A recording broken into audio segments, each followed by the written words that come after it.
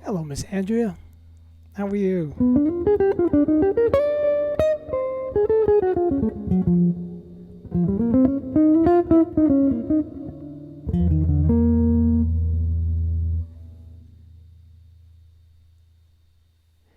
I'm just going to hang it for a little bit and see how many people show. And then we'll chat about turnarounds. Hope everything is good with you. I catch your broadcasts whenever I can. I see them pop up. It's telling me my signal's not that great. I'm hoping it's okay out there when I drop this this little banner. Hopes that everybody hears me and sees me. Let me know if I sound okay out there.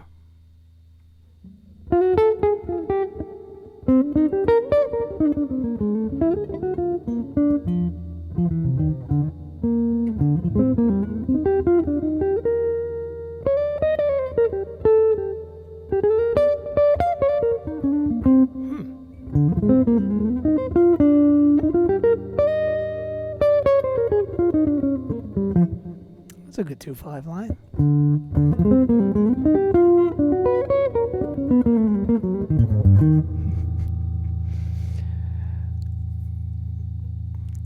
Messing with guitar is a very amusing thing, isn't it? Keeps you out of trouble.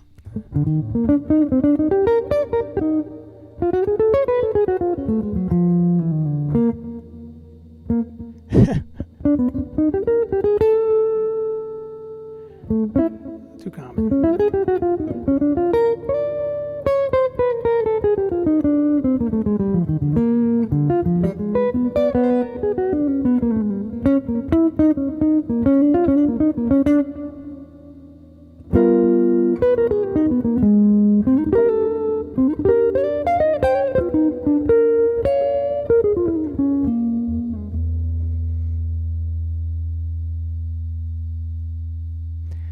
me drop this little banner.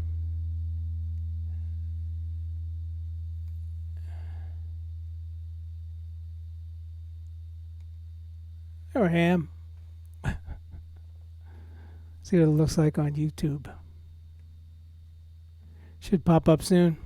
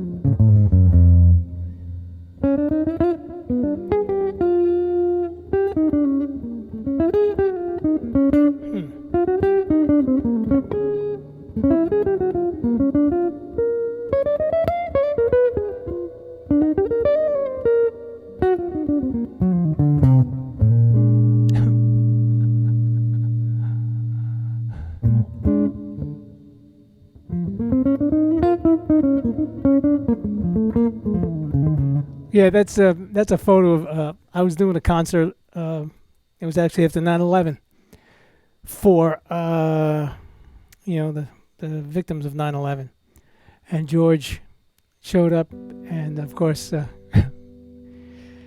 I talked him into jumping in, and back then I had an old L5S and that larger camp alone. I said, George, what do you want to play? He goes, oh, give me the big box. So it was a great experience.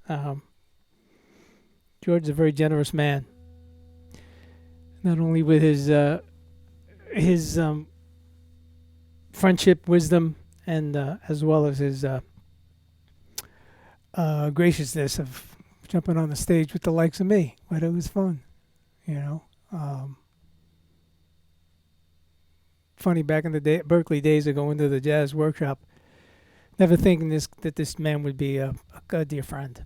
That's pretty exciting. And the fact that he had me as his assistant through a bunch of records, a bunch of his LPs, Tenderly, Big Boss Band, Love Remembers, kind of gave me a little bit of a, kind of like,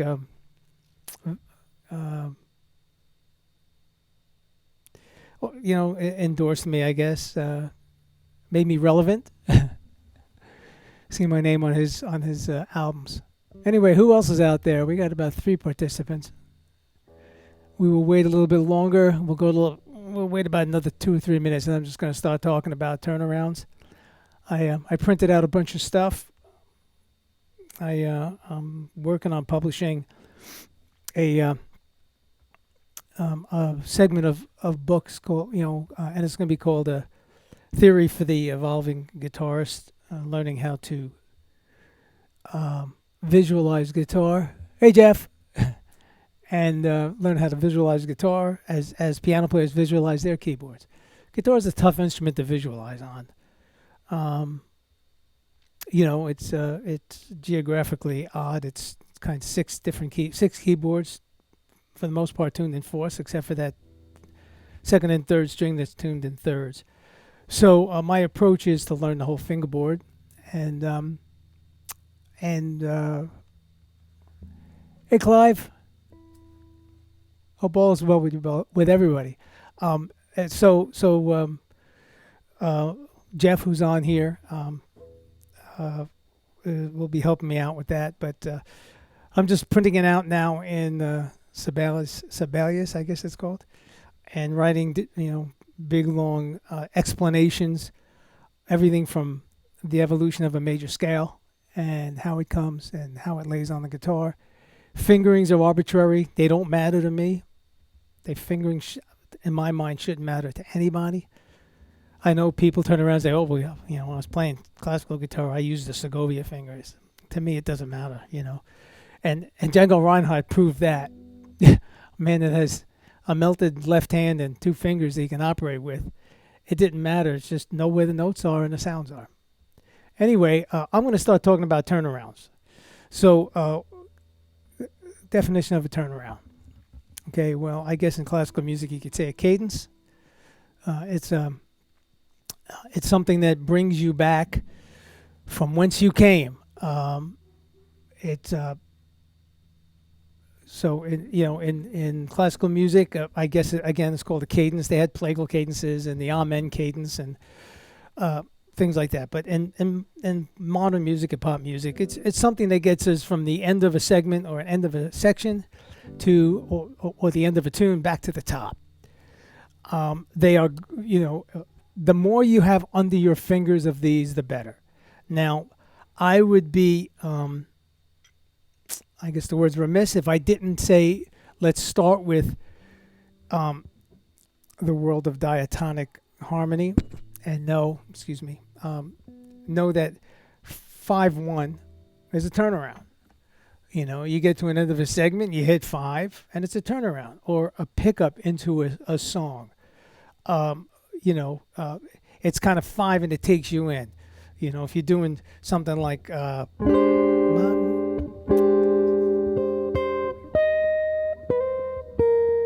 right, so that's hard times.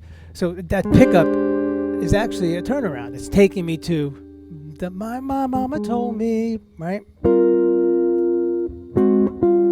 So, but we're going to concentrate on the turnarounds that are at the end of sections of music or end of tunes. For the most part, you start out with the diatonic system of 1, then to 5, and it takes you back to 1. So I'm going like this. If I have G major, of course 5 takes me back. All right. That's still very diatonic. Of course, we discussed in the blues is based on dominant chords, which are constant structure, but we still use the 5-1 resolution because that is what's going on in the bass. Okay, so now we move on. We know we can make it 2-5-1 in the turnaround. So here's where we want to land, and we can go very basic. Okay, we can go 1-6-2-5 or 1-6-4-5. That would give us this.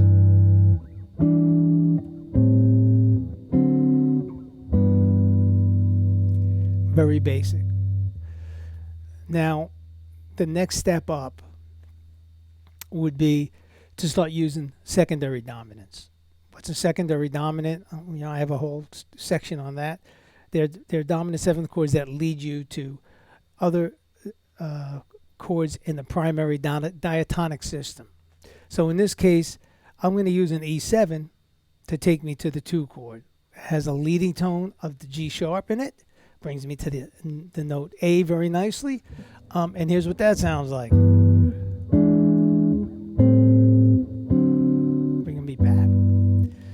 Okay, so now that's analytically called 1-5-7 of 6. I'm sorry, 1-5-7 of 2, 2-5. Okay, now I'm going to go one step further.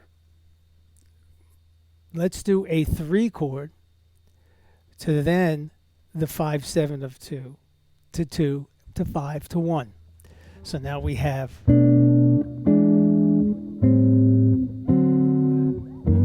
and I'm using a G6 chord. If you wanted it to be the blues, it could be that. And then you'd have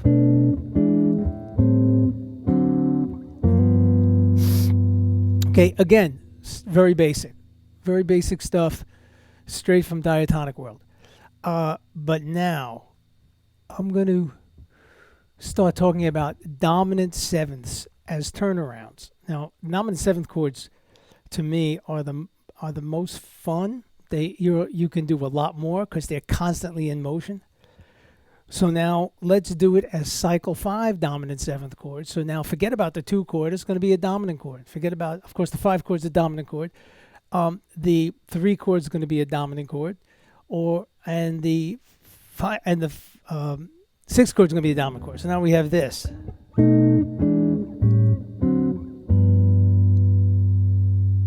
All right. So now we have unbelievable amount of possibilities. And turnarounds are important. You get enough of them under your fingers, they become You hear them and boom, they just pop out. I'm going to share with you all by the end of this a few of my favorite turnarounds. I mean, they're not so much favorite that I like, you know, shout it from the highest rooftops, but they're favorite in the sense that I guess I use them a lot because I hear them. They pop up in the middle of an improv, whether I'm soloing in chords or if I'm single line soloing over them. Uh, these sounds I hear.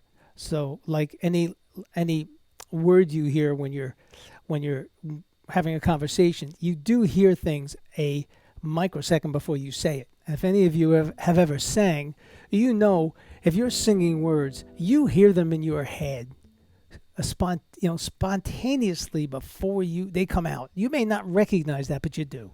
And the same thing, music being a language, it's the same thing. You do hear them a microsecond before they pop out of your hands, unless of course you are just playing by finger memory and you have a little bit of a disconnect.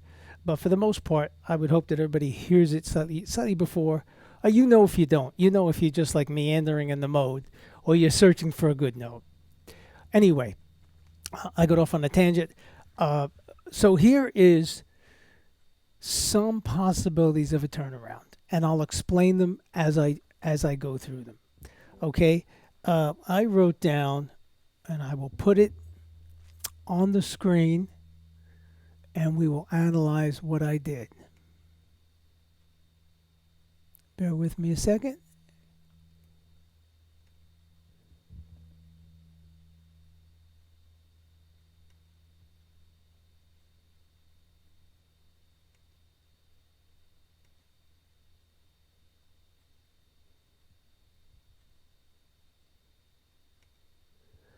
Okay, now hopefully I'm going to put this over me so you still see my hands. And I will make it smaller.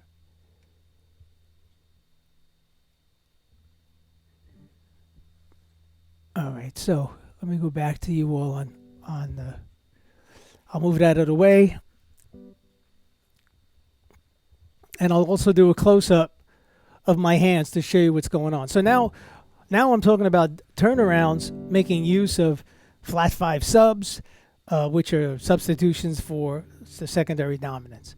So the first one up top is very cool. It starts out with a 3 chord. Okay, here's the turnaround. Then I go to here.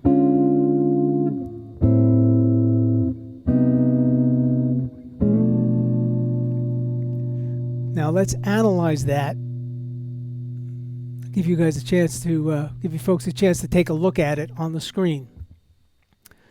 Okay, and if you see my hands again, it is. And I'll switch cameras.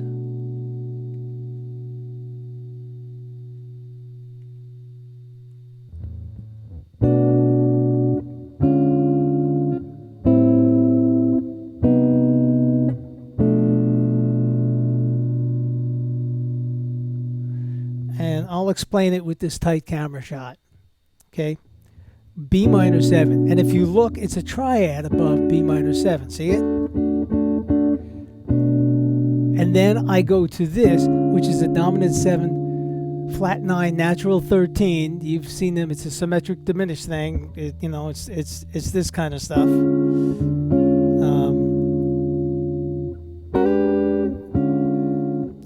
Repeats in minor thirds, right? Anyway, here it is.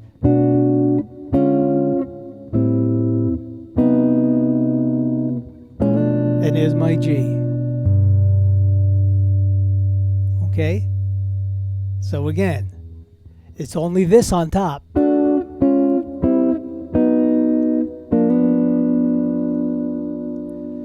And here's the bass notes.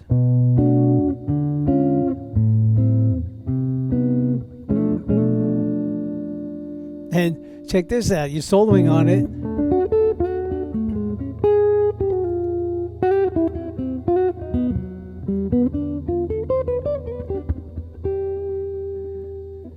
And that brings you back. Let me jump back to my this. And before I move on, I want to see if anybody has any questions about this little quick turnaround. And again, there's a million. You'll find a million of them. These are just ones I pulled out of some of the listening back to some of the things I do, and I went, oh yeah, I use that. Okay, I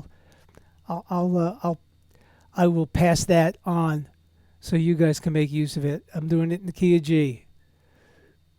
And another way you can analyze it is 2, 5, 7. 2 5 of 2 to 2 to 5 to 5 7 to 1. You know, I mean, there's a million analytical ways. Now, I'm gonna go on to the second one, and I have these written out on a fingerboard that'll be popping up here when we get done and we chat more. If there's any questions, but I will post them up so you can at least go back on this video and see them if you did not exactly see a good enough angle on my hands. So now let's go to the next one. The next one's again, it's cycle 5 dominant 7th chords. Now there's not even a 2 chord or a 3 chord involved in this, and it's you know, I might use it way too much, but here it is.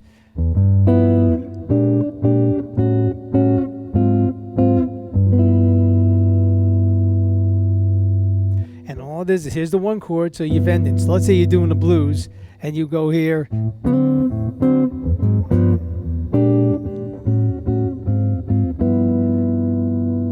Now, just like it's cycle 5, this is this. Okay? This is this. This is this. Back to 1. Okay? A lot of people scale it down. Like Wes would probably go, take the bass note out. And I'll show you what George does. He does this.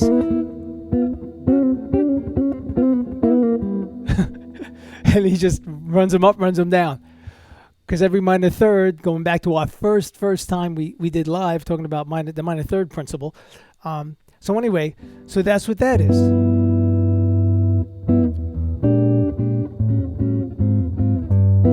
Now, going back to playing rhythm changes, which was usually this.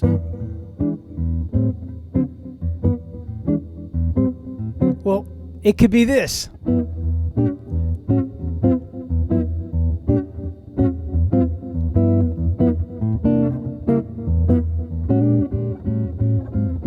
And now you have all those dominant chords, which give you a pretty full palette of colors to draw from.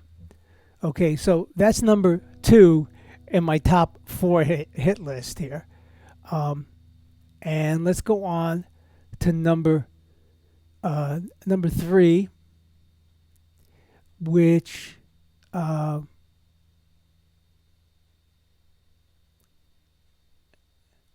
let me see, did I mix these up on you?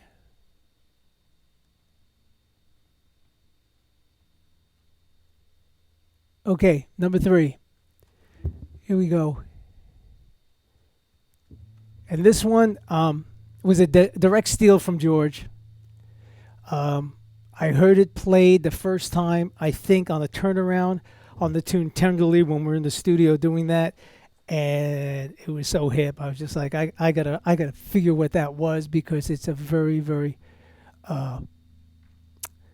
deceptive turnaround, and I've gotten a lot of mileage from it. So let me just refer to my notes here.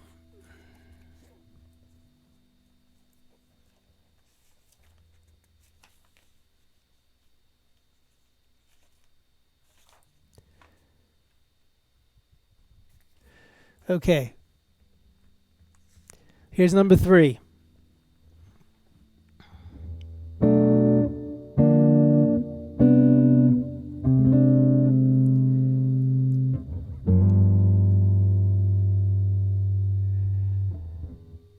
Here it is again.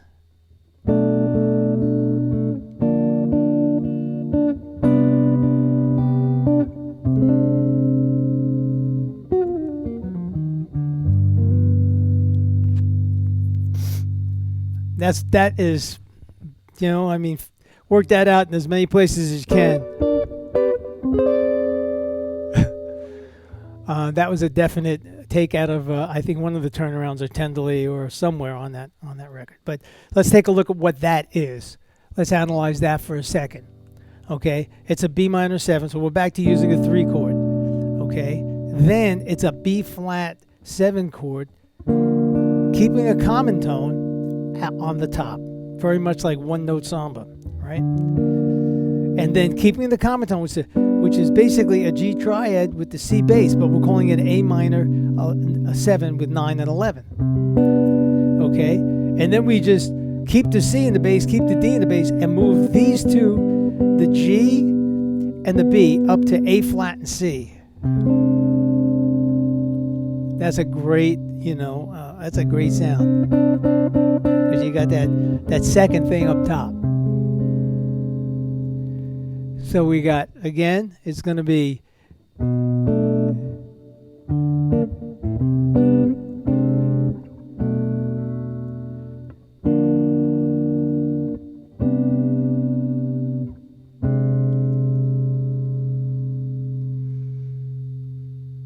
so that's my number 3.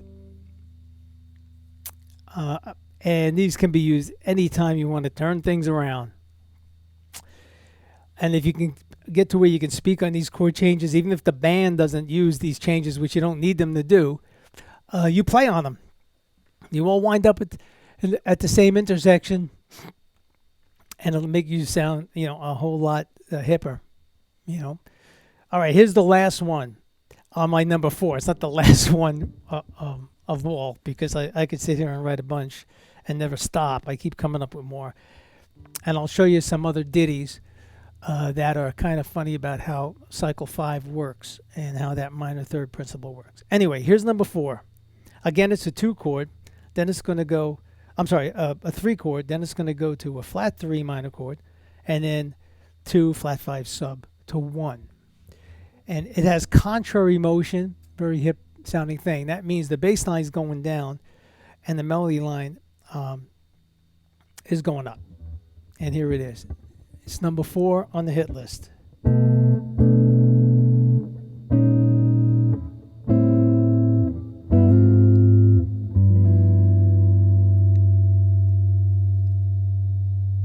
Again.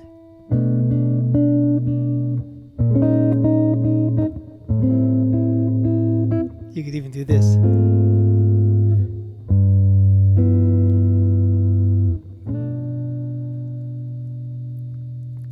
So that's number 4. Let's take a look at it. It's a 3-note voicing, which I'll do a whole live thing about 3-note voicings.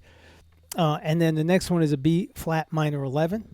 And then a full drop 3 A minor 7. And then a A flat 13. And then you can make it go any way you want. I mean, from here, it could resolve to, if you want to go to a G major 7 chord, but we're talking blues right now, so it's not going to go there. For the most part, anyway. But it can be, sorry.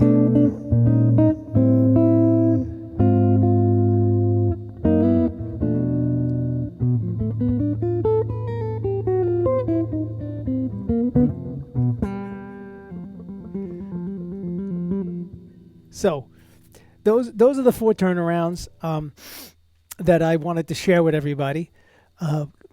Hopefully you get them under your fingers and make some good use out of them. They seem to pop up in my playing a whole lot. I hear them in my head, and all of a sudden I'm doing it. Whether I'm soloing in chords or I'm playing single lines, I will refer to those chords, even if the band isn't. Even if I have a very rudimental bass line on a blues that's just going to go 5, well, I'll play over that. Let me change my camera. And guys, if you remember, don't forget to give me a thumbs up and like this stuff, and pass on the info to other people. Let them join in, and hopefully, when I get the books together, if anybody wants to. I mean, most of us that have gone to Berkeley know some of what is going to be in there, but I have other explanations on helping people understand even the simplest things as key signatures. Anyway, I'm going to remove this from here, and I'm going to give you the first two as this. And if you look, I'll put it back where it was. The blackened out fingerings are the first one to the second voicing, and then number two, the second fingerboard diagram is the third voicing to the fourth voicing, and that's the first one in my hit parade. And then if you look down, number two is the second in the hit parade. I didn't write down anything. I just say you start here, you go up to B flat 13, you go chromatic down. It's cycle 5 dominant 7th chords. So that is that one. I'll leave it up there for a little bit so you guys can take a closer look at it. I think the camera work was better this time. You could see my hands, you know. So so that's that one. Now that's been up enough. I will give you number 3, and I will lose number 1 and 2. And here is number 3, which is the one I robbed from Tenderly. Actually, I think it was a long time ago. Tenderly record was what, 89. So that's this one.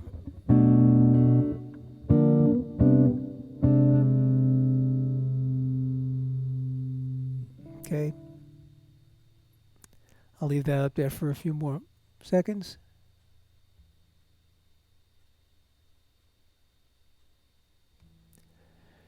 And last but not least,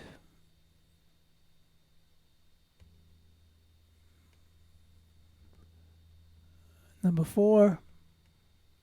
When I get this book established, there'll be a whole lot more about turnarounds. I'm just giving everybody a little taste of what's there, of things that I've just discovered. So this is the contrary motion one. And it's this.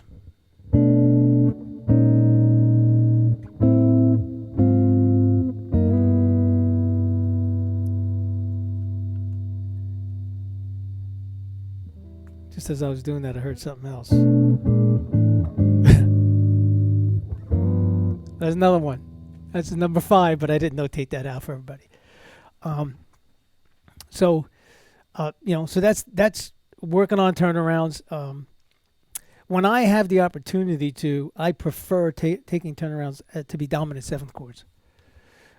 Because then you can always put the 2 that travels with that dominant 7th chord and make little mini chord progressions of 2, 5. Within them. So what that could have been was this. If this one, you could have went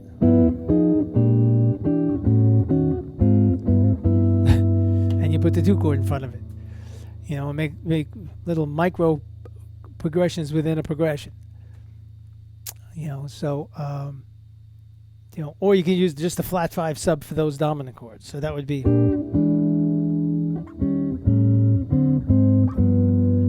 It just gives you so many colors, on your palette when you're trying to paint with these things. So, anyway, that one's up there quite a while, so I think we're good with that. Hopefully we are. I will lose that. Is there any questions or any things that you need from me while we're sitting here chatting to kind of clarify the world of turnarounds?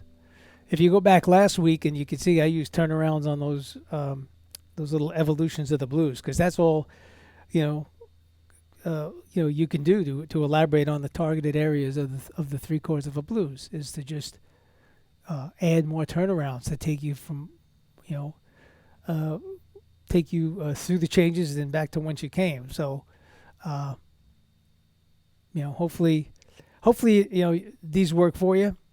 Now, here's something that is back to that cycle 5 dominant 7 thing of understanding that these chords repeat themselves every minor third, just like a diminished concept. But here's something that um, has been right in front of your face, and you may have realized it, and you may not have. Let's just start with um, let's just start with a G triad. Okay, here's a G triad. Let's change my camera angle.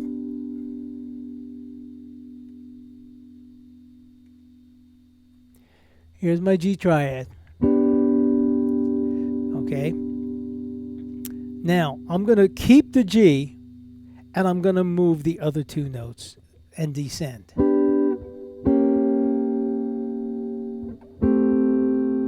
And go back to G. Or you can do it the other way.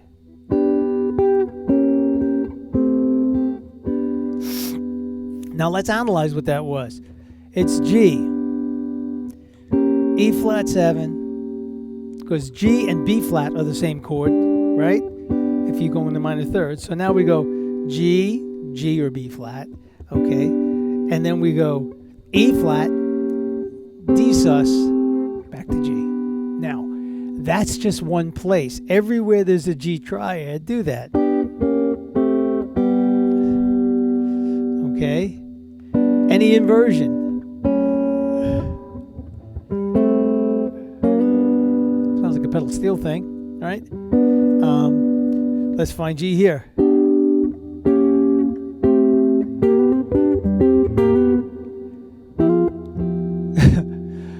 So, I mean, and you could do the reverse of that, which is the bassy ending. It's just going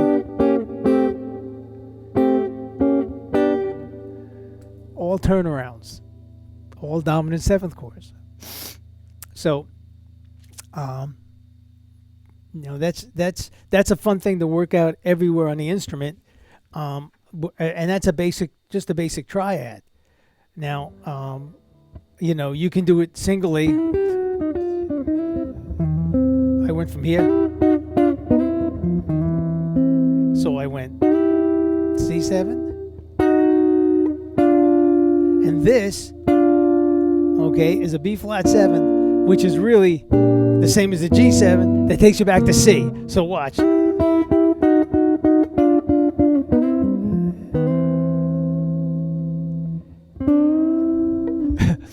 So you can have fun and games with those. And you can do it in the reverse. So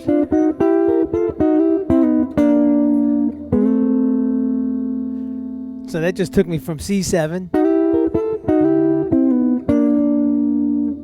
to F.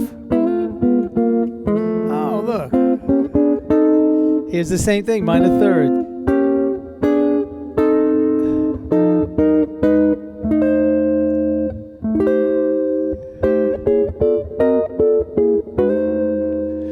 And it's all turnarounds. They're all turnarounds. So, and you can use them, whether it's being very elaborate like we did before with these things, which is far more denser harmony, or something if you're doing it like an R&B gig and you just want to go.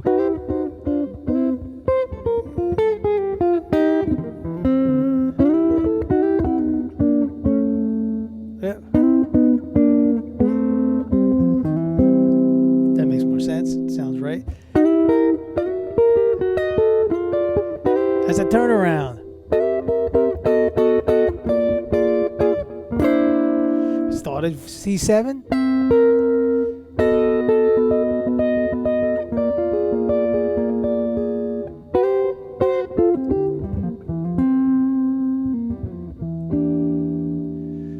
So those are all turnarounds. It can be done in the down home blues. It can be done in the swing blues. It could be done, you could be doing it on an R&B tune. I mean, I find myself on gigs, on occasion singing some Van Morrison tunes and some Delbert tunes and some George tunes, and playing along with them. And sometimes, you're playing a pretty basic down home blues and that kind of stuff.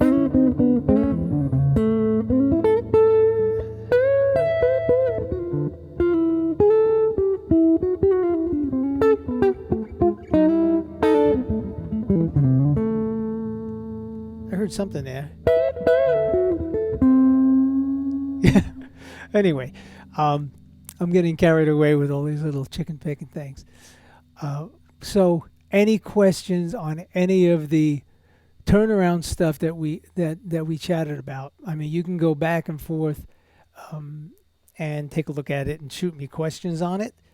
Um, but turnarounds, I'm going to play a few set of changes through a blues, and I'll try to make use of some of these different turnarounds strategically, and I'll try to implement them in this.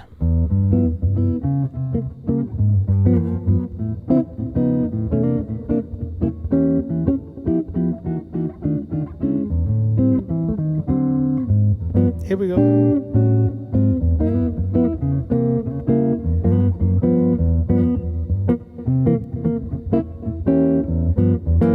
Turn around to the 2 chord. There's that one.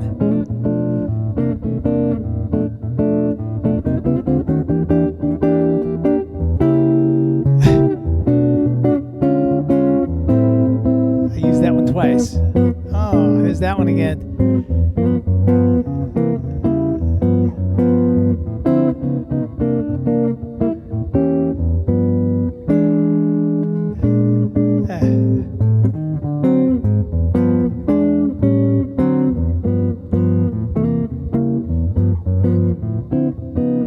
What didn't I use?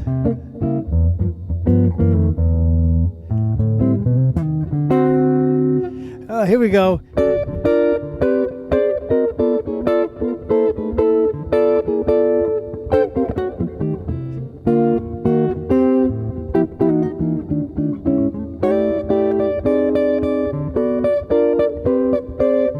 That time I was pretty deliberate.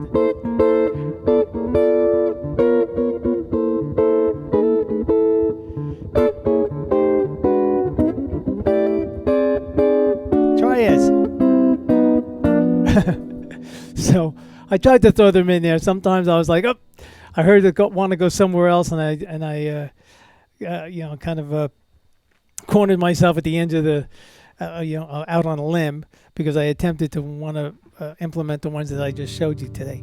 But those are that in the swing blues.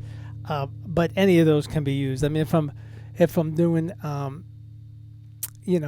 standard tune, you could put them in there, any turnaround, and you can make any turnaround all dominant 7th chords.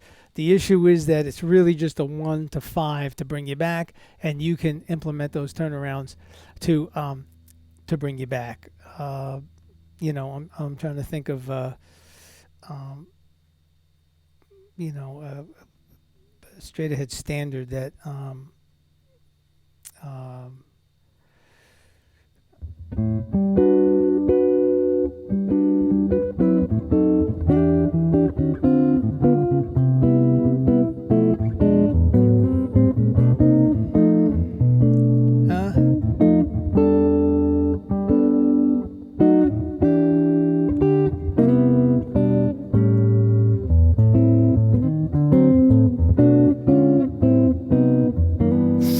it's like that. What tune is that?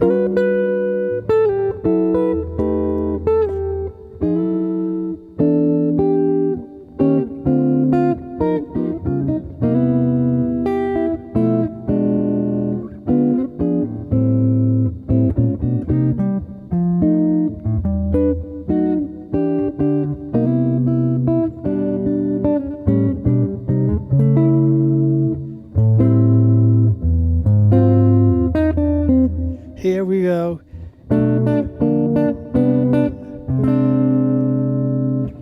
Some folks like to get away, take a holiday from the neighborhood. That's that tune.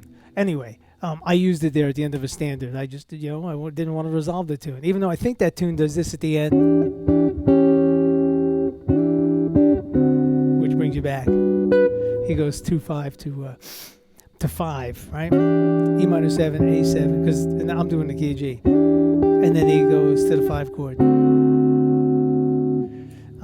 That's traditionally off the record. But anyway, so that made use of them during, on kind of a standard tune. That's a fun tune. I mean, if you think about it, those changes are very similar to Georgia, Georgia, Georgia, Georgia. Right?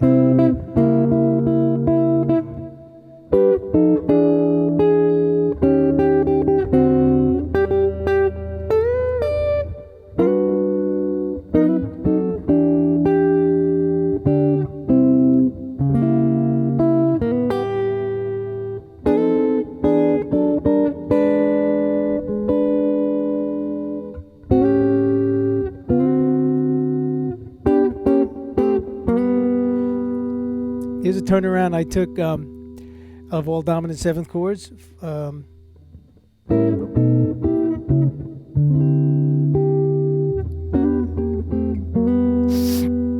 That originally I think I heard played by Jerry Reed, and that was with open strings going. So let's think about that for a second. It's A7 flat 9.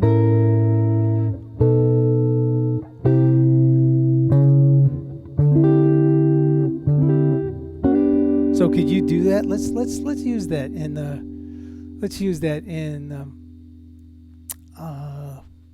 New York State of Mind.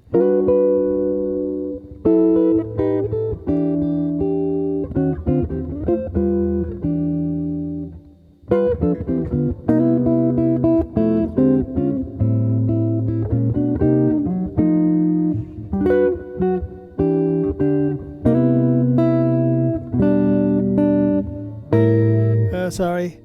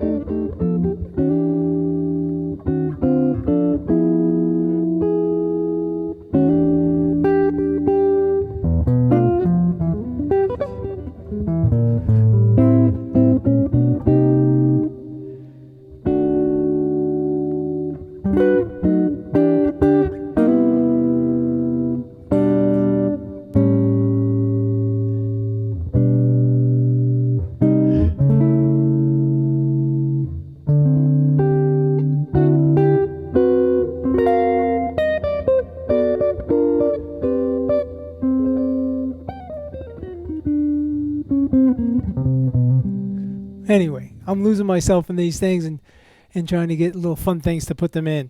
But that I got, I think that was Jerry Reed did that or something similar to that in Hallelujah, I Just Love Her So. Hallelujah, I just love her so. Let me tell you about the gal I know.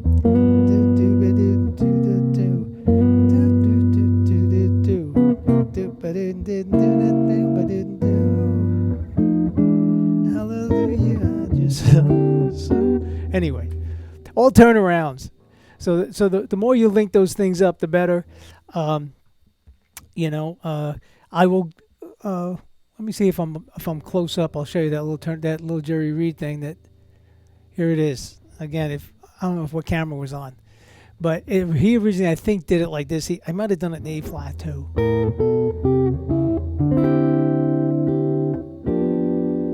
And here it is if you want to think of the full chords. A7 flat 9, moving up chromatic to the B. He goes to here to the 4 chord, but it's a sharp 4 diminished chord, then to a D sus to 1. Here it is in time.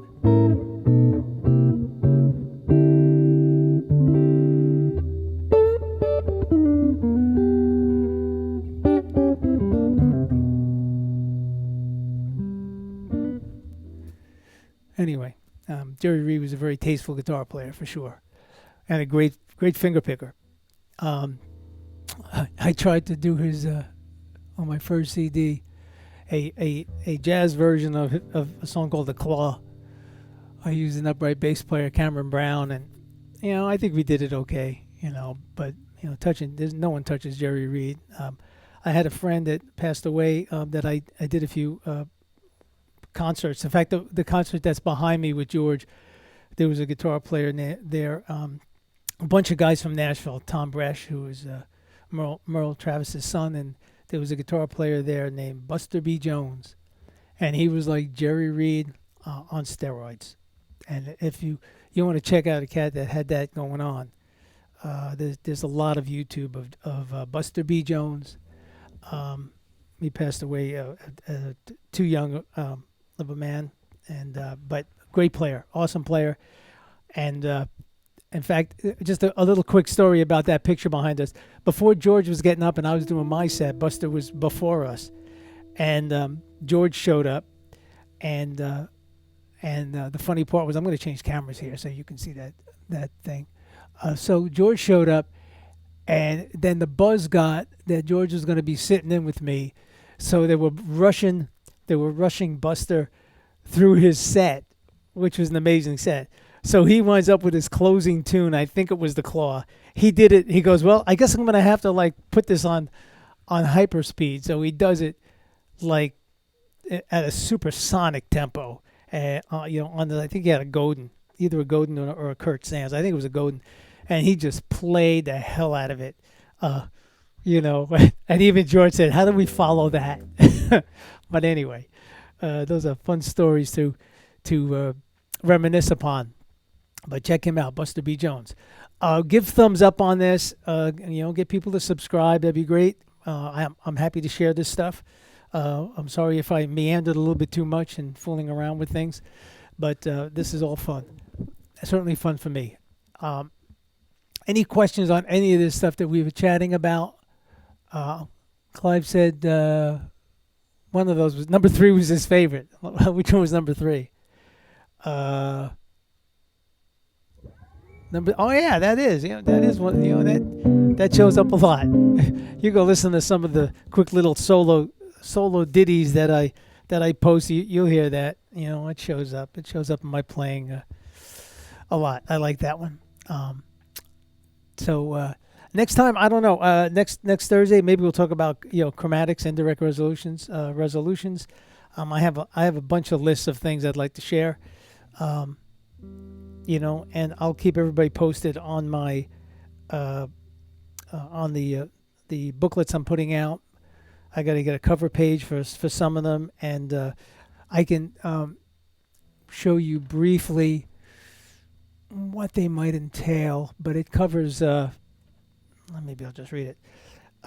It covers everything from the creation of a major scale onto of course, intervals and chord construction. That's all in the first one, but I elaborate on a lot of it. Number 2 is a diatonic harmony system, diatonic function, which is important, about the 5-to-1 in the Berkeley days. Is subdominant to dominant to tonic, and I grouped the subdominant and dominant together, and I'll talk about that. Expanding the diatonic harmony, we did a little bit of that today. We're talking about secondary dominance and 2/5s. Phase 4 is a tritone substitute, and it's related to chord. Then so all of these we've touched upon: the diminished chords and the dominant symmetry, melodic resolutions, traditional pentatonic. We touched upon that the first time I did it in the dominant 5/7. Phase 7 is chord voicings. We all know 4-way close, drop 2, drop 3, and then how I take a note out of those to make them a 3-note voicing. And the last phase is is going to be elaborating on the jazz melodic minor and its harmonies and the harmonic minor. But those are my phases. I've touched upon many of those topics in my live stuff because it's all part of everything. So, what else can I talk about with turnarounds? I think I gave everybody a lot of stuff to mess with. Any questions? Pop them out there. Just again, give us a thumbs up. Tell friends to subscribe, and you can go back and reiterate all of this hysteria that I've chatted through.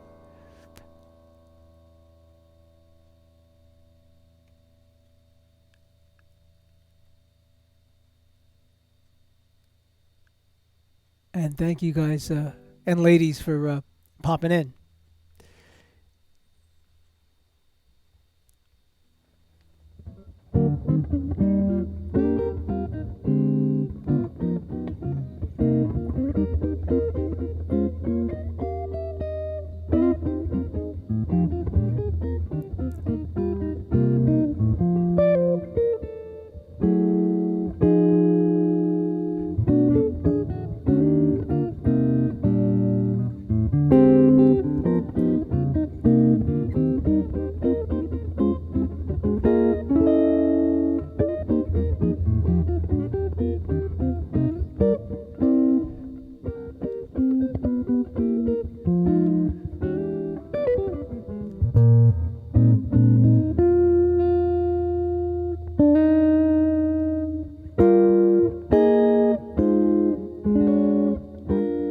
There it is.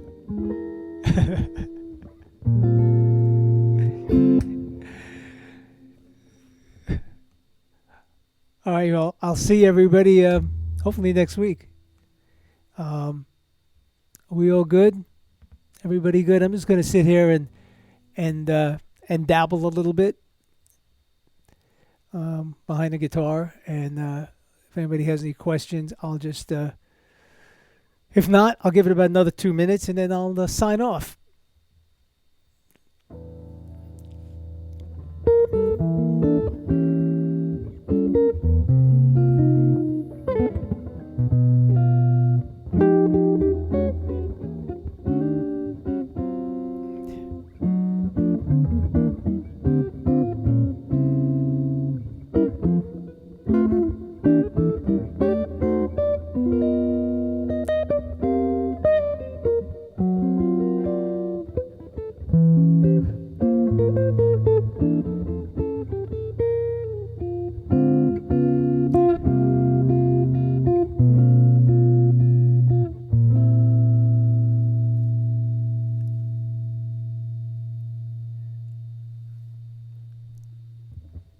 Thank you guys for being here.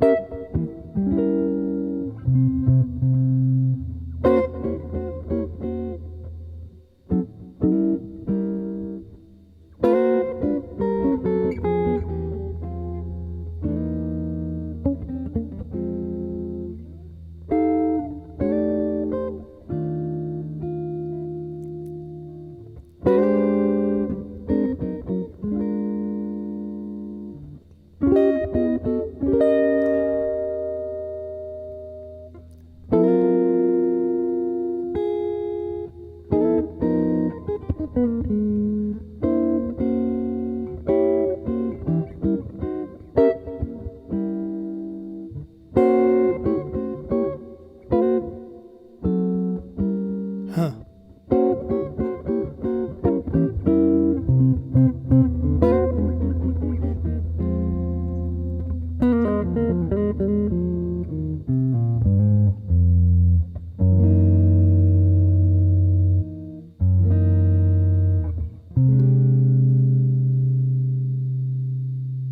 Okay, everybody. See you next week. I hope.